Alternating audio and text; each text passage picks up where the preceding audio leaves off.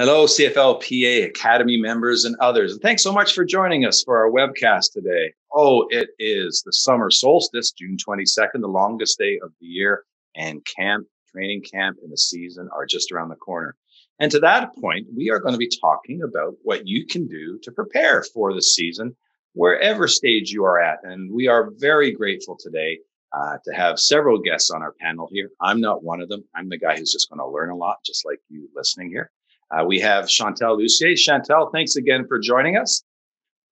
Thanks so much for having me. Now, Dr. Chantale Lussier, and I'm going to divert my eyes because there's just some really cool stuff that I want to read here. And I apologize, Chantale, for not committing it to memory. It would have taken me about 5 years at my age to do that. But Chantale joined us for our first performance webcast that we did about a month ago. So if you haven't listened to that, maybe we'll put a link in the notes here just to make sure that you can drive back to that. But Chantale Lussier, Ph.D, is a mental performance coach and the founder and CEO of Elysian Insight Mental Performance Solutions, a highly sought-after specialist in her field and a professional member for the Canadian Sports Psychology Association and the Association for Applied Sports Psychology. Chantale has worked with thousands of nationally and internationally ranked competitive elite and pro athletes. I'm going to say CFL, NFL, NHL, dancers, performing art. You were a ballet person, weren't you? That's right. My gosh, yeah. Performing artists, executives, entrepreneurs, military, and emergency personnel. Football-wise, she has worked with the CFL's Ottawa Redbacks in 2018, supporting the team to a winning Eastern Finals Championship and Grey Cup appearance. She has since continued to grow her roster of pro football clients across both the CFL and NFL leagues. Again, Chantale, welcome very much. Thank you so much. Okay. We also have Shereen, who even after listening to the first webcast said, I got to get me onto that one. And so she's here with us today. Shereen Harris is a third-year Ph.D. candidate at McMaster University, specializing in exercise and health psychology. And her research investigates the effects of self-control and mental fatigue on exercise, decision-making, and performance, which is spot on for what we want to get to today. Shereen has been a speed coach for the McMaster football team for 4 years, and is also currently an equity, inclusion, and anti-racism lead in the Department of Athletics at MAC. Is that correct, Shereen? You got it. Very cool. Before joining the Marauders, Shereen competed as a sprinter with York University, yay, York, for 5 years and won 7 OUA and 6 CIS medals across 60 meters, 300 meters, 4x200, and 4x400. That is quite a resume. Shereen, welcome to the podcast. Thank you for having me. It's great to have you. And in the middle, guys, this is a familiar face to you, is our own Jason Langvee. Jason, you went to school at Mac too, didn't you? I did. In fact, I studied under my supervisor was Steve Bray at the time, and that's actually how I met Shereen and why we're fortunate enough to have her today. So I think in the background of both of our views here, we've got our McMaster degrees. We're proud of that. And absolutely, yeah. So my background, again, if you didn't see that first webcast, is sports psychology. And I'm not going to talk as an expert because I've been living football in the PA for a long time. I'll divert to Shereen because she's got her full perspective and attention and self-regulation even in that world. And so I'll divert back to you, Scott. Fair enough. Well, Shereen, just because you're new here, we're just dying to hear you speak, and everybody loves a new voice on this. You know, one of the questions we're getting is we're just about onto season now. So what should players be thinking about doing to prepare for upcoming training camp and season? Yeah, I think going into this season, unlike every or any other season, I think it's more important than ever to really get your mental game on top of its game. I think a lot of us have been dealing with a lot of stress, a lot of anxiety, a lot of hardships over the past little bit. So it's likely going to be somewhat of a challenging transition as you get back to training and training camps and film and all of the other demands. So one of the key pieces that I'd love to advise or recommend is to really start getting into some kind of routine, whether it's working out from home or practicing from home, or even just having someone to kind of keep you accountable. I think starting to ease yourself into a routine will hopefully make training camp a little bit easier when the time comes. Fair enough. And Chantale, just because this is 2021 is different because we didn't have a season last year. We've got an unprecedented, 2-year gap there. What were your thoughts on anything that might be particularly challenging for players to get back into that really productive groove? Yeah, I love that Shereen brought up the word transition, because I think it's important to consider this a meaningful turning point right now, and how we approach that is going to be significant. So on one hand, I think athletes definitely need to engage in the mental preparation side of it from a performance standpoint, but I think there's a lot of things from a personal standpoint as well, right? So one of the things I would certainly advise on the performance side is to really take mental inventory. Where are you at with your mental skills? Where are you at with your mental health? Know the strengths that you're bringing in, some of the pieces that you perhaps even have had a chance to grow through this really challenging and new time that we've been through, and know some of the pieces you're going to want to keep growing and building. And then on the personal side of things, I would really advise that you revisit with the people in your home, whether it's a significant other, your kids, maybe with your parents, maybe with your roommates. Have conversations before heading to camp, before heading into the season, around roles and responsibilities. What's worked in the past? What's going to work for you now?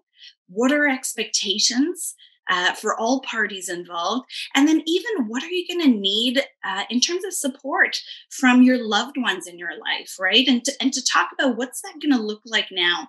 Because as you said, Scott, it has been an unusual time. So we might need different kinds of support than we have in the past heading into camp. No, fair enough then. And when you said mental health, I'm the one here who's not part of that field. So when I hear that, a whole bunch of thoughts come to my mind. So I'm putting myself in the player's shoes. So Shereen or Chantale, whoever, what does mental health mean when I'm starting to take inventory of where I'm at? That I can try to take this one. So that's a big question. I think mental health, kind of like you've identified, encompasses so many different things. It encompasses your home life, your personal life, your work life, your academic, your sport life, everything. And I think it really takes a certain level of self-awareness and self-reflection to be able to have those sorts of check-ins with yourself and say, am I happy? Am I sad? Am I stressed? Am I anxious? Am I relaxed? Am I calm? Do I need something? What do I need? Is it something I can get from myself? Is it something I can get from a partner, a spouse, a parent, a friend, a colleague, a peer, a teammate? It's really just a matter of that inward reflection and figuring out what it is that you have, where you are on the spectrum of wellness, what it is that you need, and then identifying any kind of strategies to help you get to the place that you feel like you need to be. Okay. Chantale, anything else there? Yeah, if I can add to that, I love the self-awareness piece that Shereen is speaking to. And I think sometimes this is where the support of someone in the professional realm can be useful, right? When we think of athletes transitioning into camp, most teams are going to have a phenomenal medical team. They're going to have support on the medical side and on the strength and conditioning side. They may or may not have someone integrated within the team that's there for mental performance coaching or mental health. So one of the things I would advise for those who feel that it's important is that the same way they would go through an intake process when they first get to camp, is that preseason, reach out to someone so that you can have an intake session. You can perhaps have that opportunity that's guided to reflect on your experiences, to reflect on where you're at from a mental health and mental performance perspective. And then you just know you have a resource, you have a tool sort of in your back pocket, so that as you go to camp, you're kind of establishing your own personal support team, along with knowing the great resources that'll be available to you at camp and through your team and organization. And go ahead, Jason. Yeah, no. And before not that we're going to leave this topic, but I think we're living in a specific world. Going back to the words and the verbiage that Shereen chose to use so eloquently was the spectrum of mental wellness. The idea that at any given point in all of our lives, we're going to fall somewhere on that spectrum, and it might be happy, it might be sad. And there's points that I think during COVID and during this pandemic that certainly our membership haven't been playing football, doing the thing that is their profession, the way that they take care of their families potentially, the way they identify as a person potentially. I think it's shown us all, we do fall on a spectrum, and that spectrum is not finite and always at the same specific point. I am not depressed. I am not anxious. You can fall and you can shift, and certainly being willing to identify where you fall currently today. And if there's routes to a better person or a better version of yourself within that, I think is important. And I just wanted to reiterate that spectrum, because we do shift constantly. Yeah. And I was even thinking too, with the large percentage of our membership coming from the US, and even those who are resident Canada, when they go to play for ball, they're going to be possibly leaving their home environment now for the first time in 15 or 16 months. And so is there anything else, Shereen or Chantale, that sort of crosses your mind that, we've been in this cocoon, this protection, fear-rodden place for 16 months.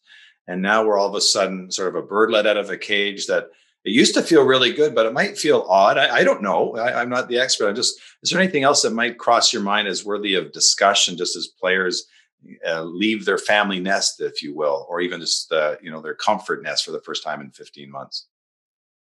I think something I would encourage people to think about is that you don't know what you don't know. So it's this idea of developing the support before you feel like you need it. Even if you're going into the season and you're thinking, I'm really excited and I feel really good and I'm at the top of my game. I'm just so excited to get back into the weight room, onto the field, wherever it may be.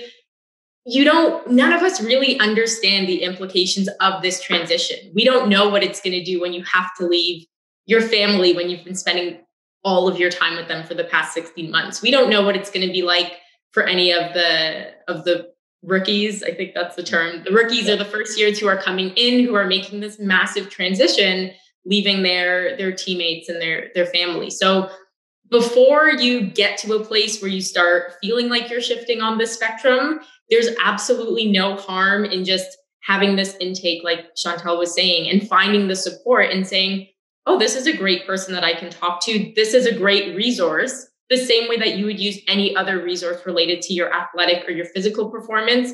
Let's get the toolkit ready for the mental performance as well.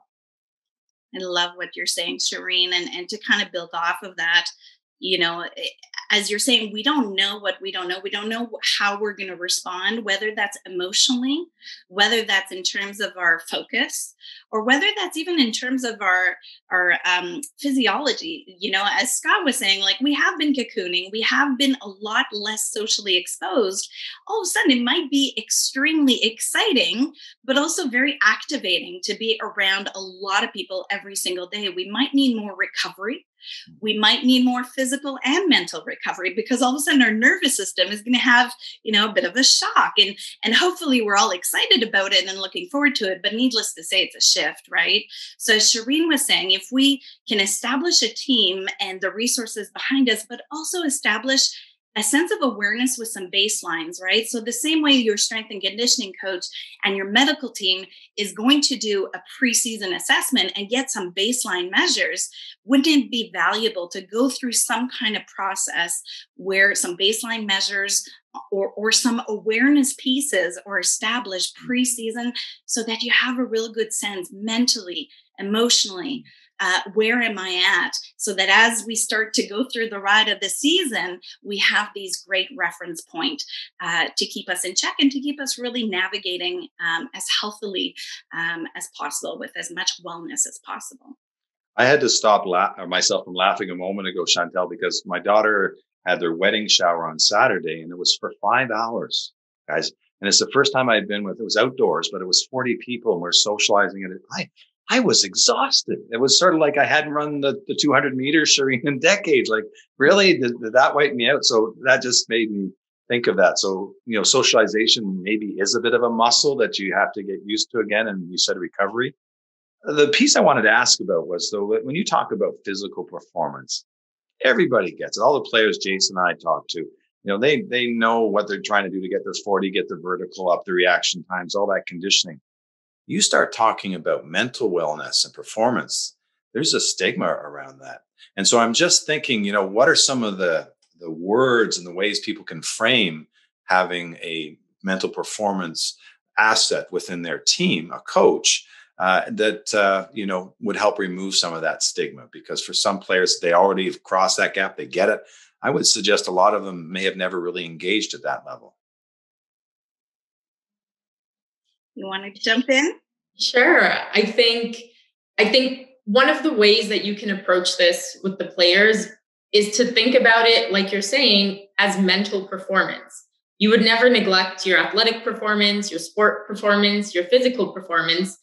We need our minds to perform athletically. So it's really just like another muscle that we need to practice and train and work on. And sometimes it doesn't perform the way we want it to, but when it does, that's kind of the next level of excellence. And I think something that I try to do with any athletes that I'm ever working with is to really challenge the notion that good performance means that mentally you're at the best of your game. And that's something that when I was an athlete, I kind of struggled with, because you see your performance, you see your numbers, you seem to be improving, but you're anxious and you're stressed and you're exhausted and you're drained. And think about how much better that physical performance could be if you actually got the mental performance to kind of catch up with what your body's doing. So I think everyone needs a mental performance coach in school, in life, in sport, personal, professional, whatever it is. It really is just a fundamental part of who we all are as humans, this mental aspect. And life is hard and sport is hard. So why wouldn't we want to give it the attention that we need to overcome these challenges and to excel and achieve these levels of excellence that we all want to in professional sports? Mm-hmm. Love it.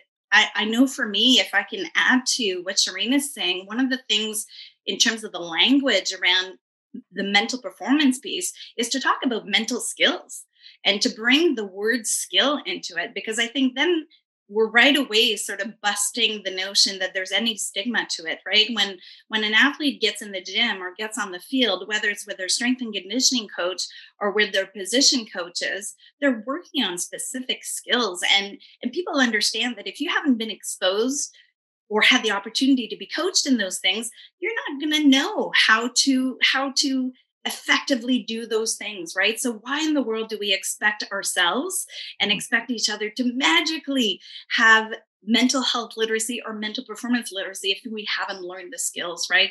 So I often like to almost talk about even the different categories, because I think there's still a bit of woo-woo. People don't really know what is mindset, what is mental performance coaching. And it can be so many different things. There could be the cognitive component that could address concentration, focus, memory, mental clarity, decision-making, et cetera, et cetera. There could be the emotional component, what I like to put under the umbrella of emotional intelligence, which could be within ourselves, but could also be interpersonally. Right. And when we think of football, and it's such a large team and great community, we need to have great interpersonal skills, great emotional management, great communication skills, great leadership skills. Right. And sometimes we don't think, that is part of my mental game too. And then, of course, we could talk about the big umbrella of somatics or self-regulation, mind-body strategies, right? How do we make sure that our mind is where our feet are? How do we make sure that our mind, body, and spirit is all actually at the same place at the same time so we can feel great and be at our best, right? So I think when we destigmatize it by talking about skills, it makes it much more approachable. Fair enough. So let's actually do a test run. Let's do a dry run. Jason, when do training camps open for the players? Officially, I believe we're going to have guys after our quarantine period. I believe it's July 11th. So July 11th. So we have 3 weeks basically before players are hitting the field. And what I want to do with you folks here is let's go 3 weeks from now until training camp. Let's go. We're now in training camp. What others do we tweak? And then we've got opening day somewhere in August. And just, let's sort of do a tips and tricks list so that players could actually go, this is something that I can put out. Is that fair enough? Or am I oversimplifying it? Thumbs up. Okay. All right then. All right. So Shereen, we're 3 weeks out. What are top 2 or 3 things that you would offer players to contemplate from a mental performance preparation perspective? I think one of the first things I would kind of recommend or advise is to figure out what your optimal level of arousal or activation is in order to perform at your best. And I think, I see Jason laughing over there. I think when it comes to sports, a lot of the time we feel like we need to be super fired up and we need to be listening to angry music and we got to, attack. And for a lot of people that works. And if that is what gets you to a certain arousal level that you need to perform, that's fantastic. But kind of like you were saying, Scott, maybe just being around a lot of people is going to give us the, so we might not necessarily need to push it anymore. So I think in this period, in these couple of weeks, playing around with performance under different levels of arousal or activation to really figure out how to kind of ease your way back into the team setting and the competition setting. I think that would be incredibly, incredibly important. The second thing, and I can go on all day, I would say goal setting. I think, again, when we think about mental skills in this toolkit, why would you not set goals? So think about how you can set realistic goals in terms of your performance. And I know, when you talk to your trainers and your coaches and get somewhat of a baseline of where you are, that's probably going to help you to set some goals. But, reflecting on where you were at the end of the last season, 2 months ago, figure out where you want to be and think about realistic goals and kind of baby steps that you can take to get you where you want, knowing that it might not happen in the time that it would have a year ago. So thinking about realistic goal setting and the activation arousal level. Should I write those goals down, Shereen? Or can I just think about them and that's good? I love me a great sticky note. I think when you write stuff down, you actually speak it into the universe, put it on a mirror, somewhere that you can see, just as a reminder, whether you even realize or not, you're always kind of checking in with these goals. So okay, cool. If I can prod you a little bit more on those goals, Shereen, are those goals something that you should be focusing on with regards to outcomes, or is that something more that you should be focusing on something else? I love me a great process goal personally. And I think especially as we lead into training, maybe your process goal is to just kind of do your stretching and mobility work 4 times a week, which I know I have not been doing in the past 2 years. Maybe it's a process goal is to start doing a bit of research on a mental performance coach. And then maybe you're making a phone call. Like, we don't need to say, I'm going to run like a 4-6-40. Like, we don't need to do that just yet. Think about all of the small little process goals that you can do to set you up for training. And then maybe we can figure out the outcome goals when we have a bit of a baseline. Okay. So just to summarize, then we're going to have ourselves a process goal within the set of goals. Yes. I like it. The other key point that you want them to remember? I want to remind athletes to think about your optimal level of activation or arousal going into the season. You see what I did there, guys? I didn't dare try to paraphrase her because I knew I'd botch it. That's okay. Chantale, what would you suggest in the 3 weeks leading up to training camp? Yeah, first of all, I want to totally agree and keep building on what Shereen is saying, because I do think preseason goal setting is vital. It often gets a bad rap, though, because people do get caught up in the outcomes, as Shereen was saying. So I'm all about process goals as well. And I love the example Shereen's giving. Along with the self-regulation and activation piece, I think there's a lot that we can do in terms of mind-body training, right? So whether it's using skills such as breathwork training, that's going to help us to try to really self-regulate heart rate and self-regulate our nervous system when we're not under pressure. And if we practice that a little bit preseason, we're going to have a better chance of that skill set being effective when we're actually under pressure. Same thing with skills like progressive muscle relaxation that we might want to use in season, for example, post-game or post-practice to actually gear down, but we need to practice those skills before we're actually put under pressure and before the intensity of day-to-day training sort of is upon us. So breath work, I'm going to ask, can you give me a 30-second dial in if I needed to do that? What would I do? Totally. There's tons of different ways. Of course, we all know how to breathe. But when we're trying to actually self-regulate, there's certain different breath patterns that'll activate if we need to energize ourselves, if we're fatigued during a 2-a-day in training, or there's certain breath patterns that'll allow us to just gear down a little bit, just maybe by 1 gear, if there's too much oomph or adrenaline pre-game. So an example, if you're trying to just relax a little bit, settle the nerves, and feel really steady would be a pattern such as 3 to 6 breathing. When the exhalation is twice as long as the inhalation, that actually has a relaxing effect on the heart rate, and it just calms the nervous system. So an example would be breathing in for 3 and breathing out for 6.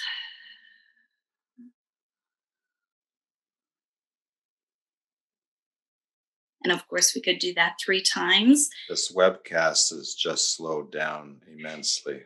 Good on you. Okay. That That's an example, right? So if all of a sudden we're finding, okay, training camp, we're a little bit, working through the rest, or we've got some extra butterflies, we're excited, a bit nervous, just doing that on the sideline, 30 seconds, your teammates and coaches won't even realize it, but all of a sudden you'll get to that activation level that'll make you be able to use the energy effectively. Conversely, of course, you could do some faster, more sort of active breathing if you actually want to activate and energize yourself, if you're fatigued and needing to dig deep, as we sometimes do, right? So those kinds of skills I think are useful to practice pre-season.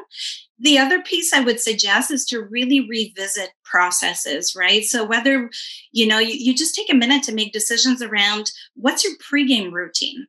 What did you do in the past? Was it effective, or was it just something you did because you've always done it that way? Is there a way to optimize it? And then the other piece that a lot of athletes don't think about is the post-game. What's your actual post-game routine? And is it working for you to optimize your recovery? And that's something that a lot of times I help athletes with. Okay. So there's a few tips on what we can do in the next 3 weeks as we get into to camp. We're now in camp. And I guess mine said different things because we have people who are going to more than likely make the team. They're regulars on the team. We've got folks who are on camp who are trying to, make the team. So, feel free to comment on either one. And Shereen, I'll go back to just to start, if I'm an incumbent or if I'm a rookie who's trying to make the starting roster, what would be some of the any differences from the routine that we just described before camp? I think something that automatically comes to my mind, and I might be speaking more to the younger players or the first years, but to really get your self-confidence up. I think that may be the point for some people where the doubt or the imposter syndrome starts kicking in, where you feel like, ooh, should I really be here? Look at all the vets that are around me. And I think that's such a critical time for you to find ways to keep reminding yourself that you're there for a reason and you deserve to be there. And yes, there's a lot of work that has to be done, but you'll grow into these roles. Take every practice, every meet, every lift, like not a meet, it's a game, sorry.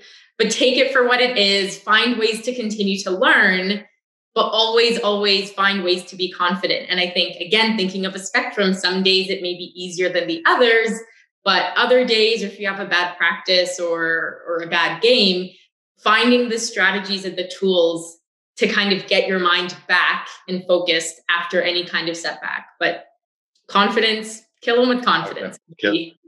Well, Chantale? I love it. And, in tandem with the confidence piece and the okay, how do I actively build that? I would say our self-talk is one of the key pieces, right? And Shereen was even giving great examples as she was describing confidence as to how do we talk to ourselves in day-to-day, right? And if we're only constantly focused on the things we're not doing effectively, and if we're only focused on the things we want to correct, I think that's going to ultimately be very exhausting day to day, and that could erode our confidence, right? So not only being mindful of the quality of our self-talk, but making sure that our focus on day to day is really targeting the micro excellence we're building every day. And I think that's something athletes don't always know to do well. They're so used to being focused on, I got to correct this, I got to make this better, et cetera, et cetera. They're highly aware of their areas of growth or weaknesses, if you will, but they're not as aware of the micro evidence of excellence that they're putting out every single day. And if you can start to notice that, I think that's going to generate the confidence, that's going to be energizing. And before you know it, you're self-generating a great momentum for yourself. And ultimately, imagine if we do that as a team, we're going to generate great momentum as a team too. Absolutely. And there's a couple ways we can take this now. One is that training camp has been successful for you, and you're now on the, making the data game field. But before we get there, let's go to the other place, because there's a lot of folks who are going to put out their best that they can, and for whatever reason, the stars don't align, and they're not going forward with football this season.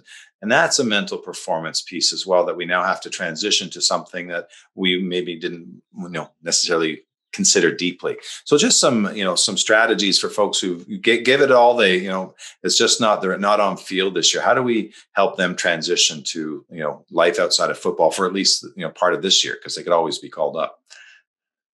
I think that's so fantastic to consider. And it makes me think of identity.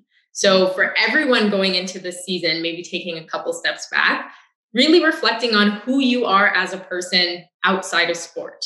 And it's not to say we don't care about you being an athlete and how far you can throw and fast you can run and good you can catch and all other football things. But I think identifying the qualities within yourself that make you a fantastic athlete, and knowing that regardless of whether or not you're on the field or not, you are still all of those things. So you're passionate and you're dedicated and you're hardworking, you're resilient, you're gritty. All of these things make you a fantastic athlete, but more importantly, a fantastic person. So that fantastic person can come back stronger the next year.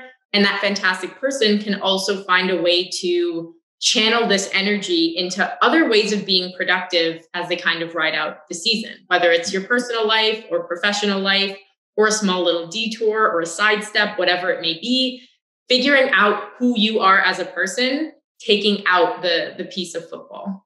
And remember, guys, just before you help there, Chantale, is that a lot of the skills you have as football players, employers are just chomping at. That's why Jason and I field calls saying, hey, listen, can we tap into this marketplace of guys who may not be currently on this field? There's a lot that you have: competitiveness, resiliency, hardworking, that are just make you top of the pile as candidates for a lot of positions. So if you're listening to this, keep that in mind if you ever need us, because there's a lot of companies knocking on our door. Chantale, we're game day. We're going on the field. Unless you had something else you wanted to add for the players who are transitioning, I'll let you guide it from there. Yeah, certainly.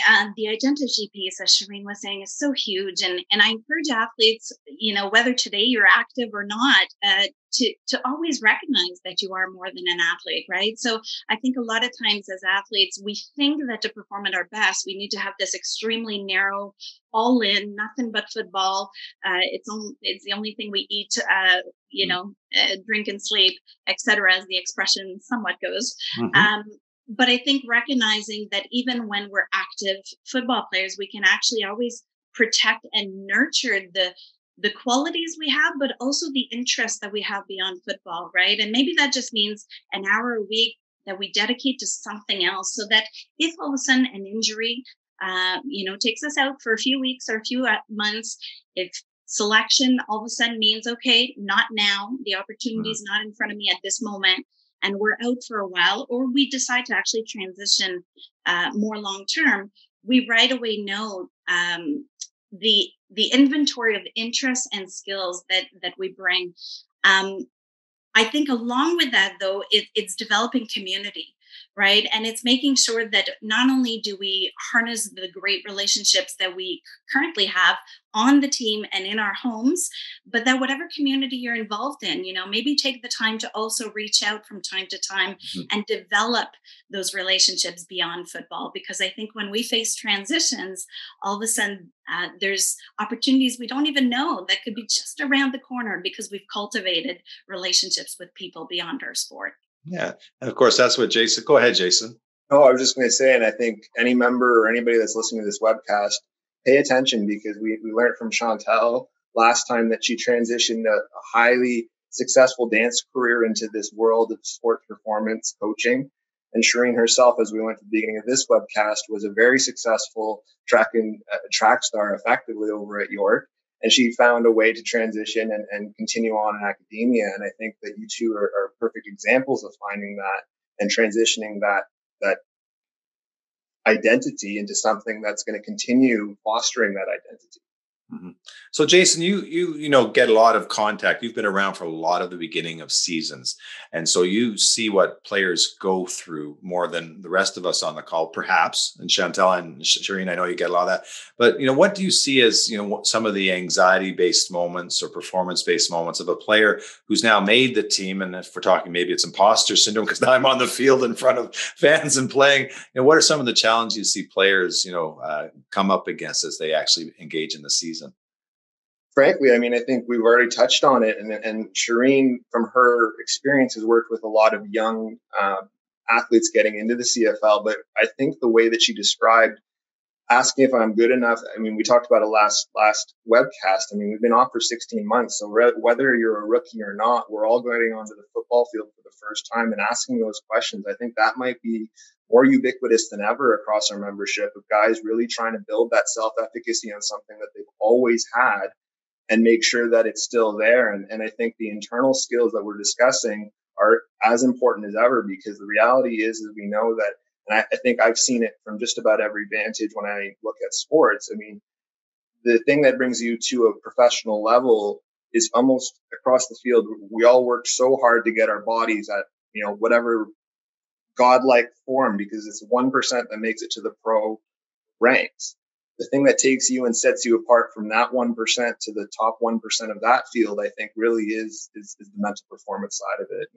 And I think that's a ubiquitous thing, regardless of you being the top performer athlete. You could get better if you know yourself a little bit better, I think. And that's just something that I've seen time and time again. Fair enough. So if we think of the training camp as being a month, the season now spans over 4 or 5 months.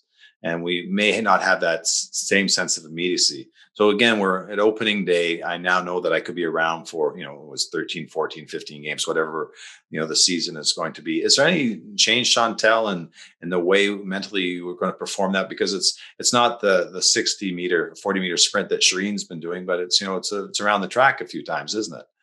Yeah, I think there's at least 2 pieces that are going to be vital to be able to sustain excellence, right? And I think if we go out every single day, not mindful of how we're going to sustain excellence, we could end up embracing some habits that mean we're going to actually burn out partway through. And we don't want that to happen, right? We want to be able to sustain excellence over the long haul. So I think on one hand, the mental recovery piece is really, really important. And of course, it has a lot to do with how we take care of our bodies, but it also has to do with how much are we carrying mentally, and are we carrying the mental load effectively? Do we know how to mentally recover? Do we know how to change focus styles? Or do we just let the little hamster wheel keep going all the time until exhaustion, right?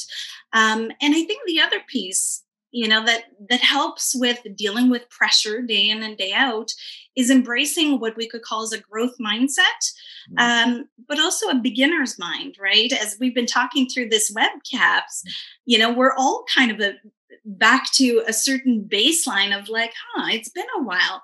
And so whatever experiences we bring, I think right now we can actually maximize it by being open, being curious, showing up every single day with like, what can I learn about myself and about my team today? And I think that's going to help us mentally stay engaged, mentally stay excited, motivated, and focused, and ultimately be able to sustain right through the season. Very good. It's the handoff over to you, Shereen, to see if you want to carry that ball a few yards downfield.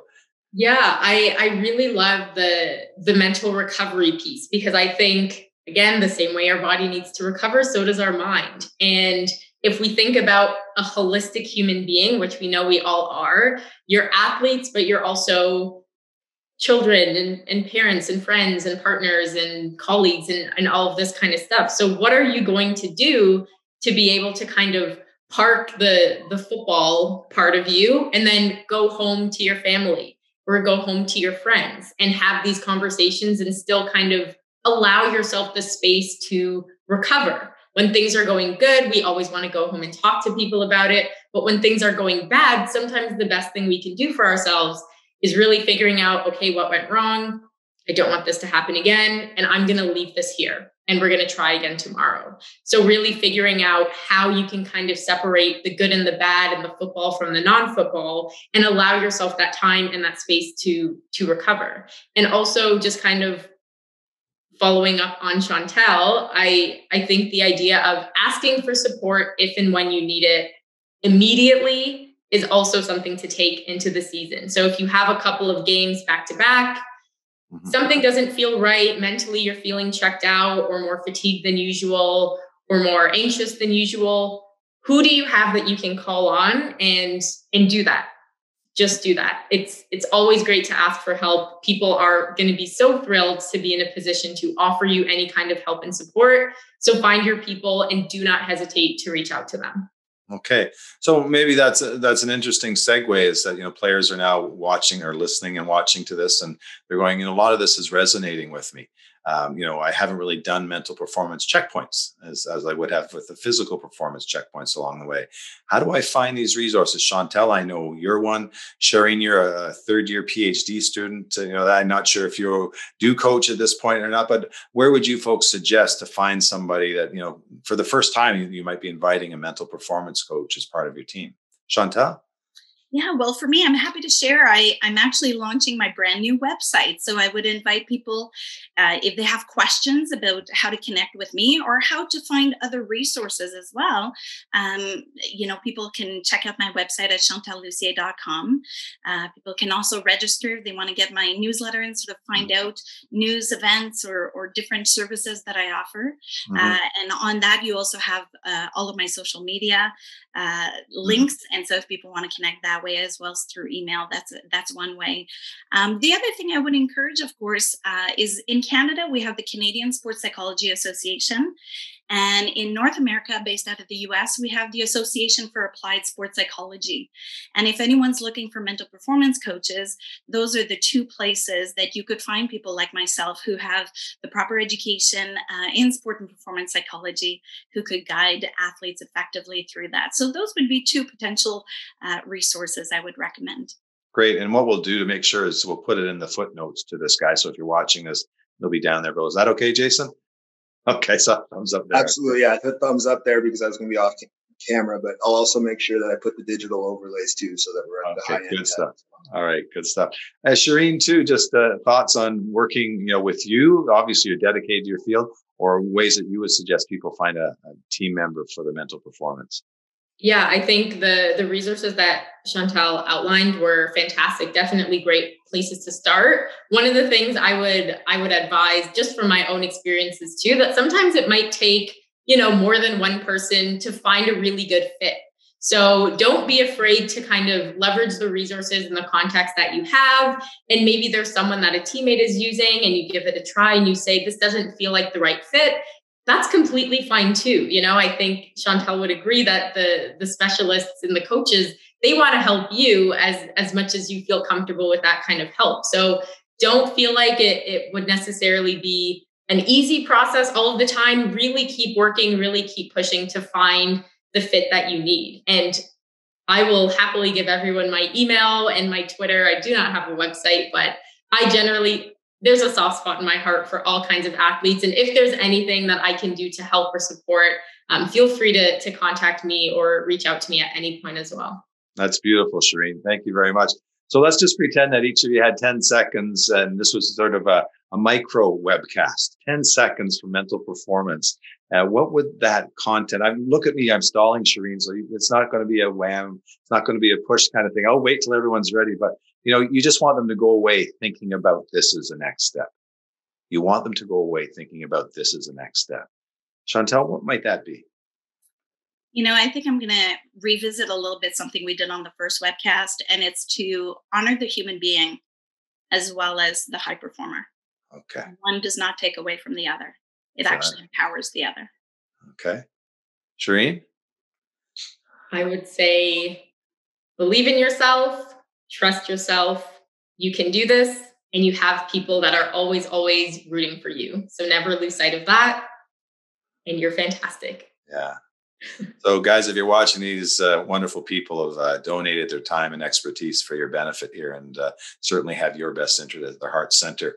Jason and I, through the Academy, have some resources as well. And so if you need to reach Chantale or Shereen as well, please feel free to reach us. So thank you, everybody, for joining us today. That was quite a wonderful conversation. Thank you for having us. Okay. Thank you. It's been great. Pleasure. So, guys, go out as you're listening to this. If you're not on the field yet, okay, perhaps practice those kinds of things. Honor the human being. Look for that resource. As Shereen said, find that right resource that resonates with you. Sometimes it may just take a little while. Jason, as always, thanks very much. Any closing comments, Jason? No, I just want to thank both of our panelists again for an amazing conversation that I look at the clock now and we've been talking for close to an hour, and that blows me away because we've just been chatting and it's been effusive and it's been authentic. And I think those are the best ways we can have conversations about mental health and mental performance. So I thank both of you again. Good. So on behalf of the Academy, guys, have a great time on the field. We'll see you again soon. Cheers.